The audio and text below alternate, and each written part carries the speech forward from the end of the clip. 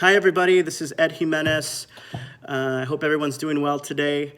Here in Illinois, it's really rainy, but it's all right. It's still going to be a good afternoon. I'm here to answer a few questions about the Disposition Self-Assessment Survey. Question number one, what dispositions do you possess that you think will make you a successful teacher? Well, the two that I really connected with was educators should promote and support curiosity. I feel that in the classroom, I am always making sure that my students are answering questions, but also asking questions. I feel like asking questions is a very important part of education, being able to not just take things at face value, but really question them. The other one is educators should model integrity by their words and actions. The one thing I always say is I wouldn't punish my students for doing something that I would do. Just the way I ask, my students to follow certain rules and have integrity in what they do, I like to do those things as well. Moving along, what dispositions do you need to work on?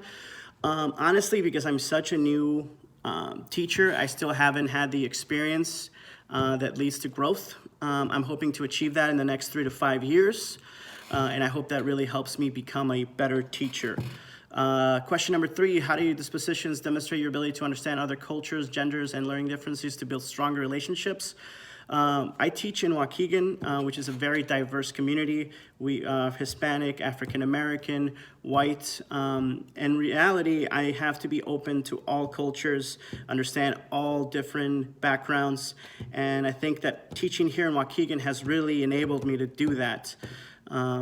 I like to think of myself as open-minded, willing to accept all different cultures, willing to accept all different backgrounds, and never judge a student because of their background, and always be willing to accept the background that the students come from.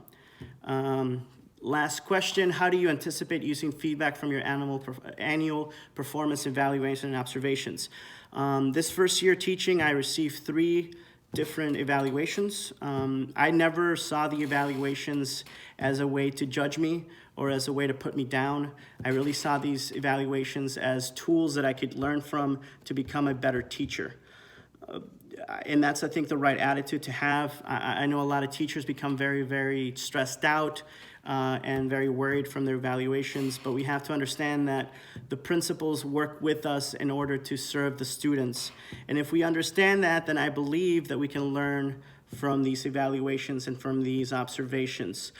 For instance, one of the things that I learned from my observations this year is that I wasn't properly differentiating my lessons. I also wasn't preparing my students for the assessments that I was giving them at the end of each lesson.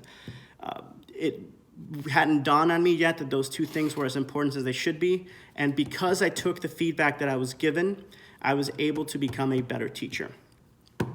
I think we all need to learn constantly, and we need to remember that first and foremost, we're here to help out these students.